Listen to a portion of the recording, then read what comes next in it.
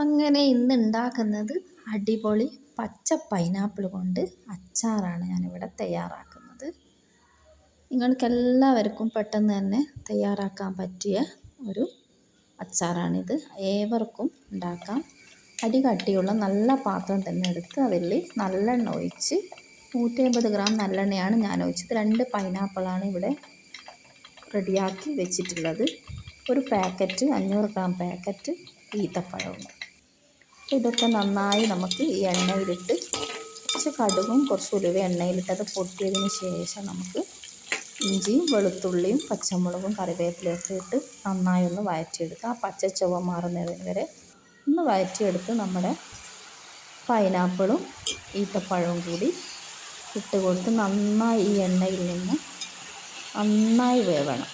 നല്ല പോലെ മിക്സ് ചെയ്ത് നന്നായിട്ട് അടച്ച് വെച്ച് വേവണം. പാത്രം മുഴുവനും കണ്ടിച്ച് നിങ്ങൾ ഞെട്ടണ്ട. ഇത് വെന്ത് കഴിഞ്ഞാൽ പാത്രത്തിൻ്റെ പകുതി ഭാഗം ആയിക്കോളും. നന്നായി വെന്തിട്ട് വേണം നമുക്ക് മുളക് പൊടിയൊക്കെ ഇട്ട് കൊടുക്കാൻ. അപ്പോൾ ഇതൊന്ന് അടച്ച് വെച്ച് നല്ല പോലെ ഒരു 10-15 മിനിറ്റ് വേവിച്ച് കൊടുക്കുക. അതാണ് അടി കട്ടിയുള്ള പാത്രം എടുക്കാൻ പറഞ്ഞത്. അടി കട്ടിയില്ലാത്തതാകുമ്പോൾ അടി കരിഞ്ഞു പോകും. അപ്പം ഒരു പാക്കറ്റ് പിക്കിൾ പൊടിയാണ് ഞാനിതിലിട്ടത്. 1 ടേബിൾ സ്പൂൺ നല്ല എരിവുള്ള മുളകും പൊടി ഇട്ട് കൊടുത്തിട്ടുണ്ട്. 1/4 ടീസ്പൂൺ മഞ്ഞളും ഇട്ട് കൊടുത്തിട്ടുണ്ട്.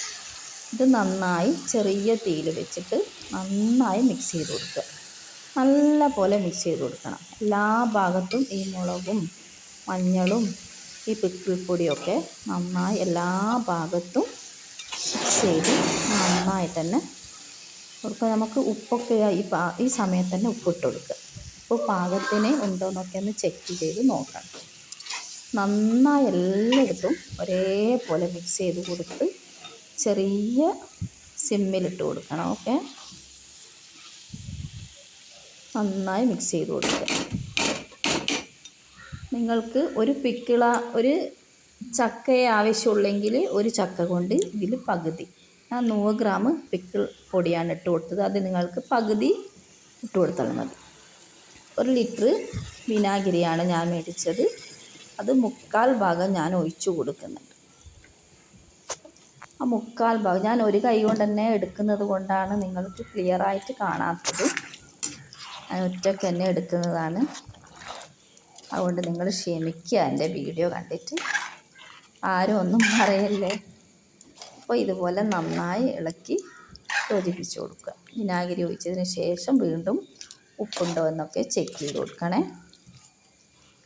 എല്ലാവർക്കും ഇതേപോലെ ചെയ്ത് കൊടുത്താൽ നല്ല ടേസ്റ്റ് ഉണ്ടാകും. ഇപ്പം പൈനാപ്പിളിനൊക്കെ നല്ല വില കുറവാണ്. 2 ടേബിൾ സ്പൂൺ പഞ്ചസാരയും കൂടി ഇട്ട് കൊടുക്കുക. മുളക് ബാലൻസ് ചെയ്ത് വരാനാണ് നമ്മൾ പഞ്ചസാര ഇട്ട് കൊടുക്കുന്നത്. ഓൾറെഡി ഈത്തപ്പഴം ഇട്ടത് കൊണ്ട് ഈ പിക്കിൾ വെക്കും തോറും നല്ല മധുരം ഉണ്ടാവും. ഈ പഞ്ചസാര ഇടുന്നത് നമുക്കൊരു എരിവ് ബാലൻസ് ചെയ്ത് തരാൻ. ഇഷ്ടപ്പെട്ടാലൊന്ന് ലൈക്ക് ചെയ്യണേ.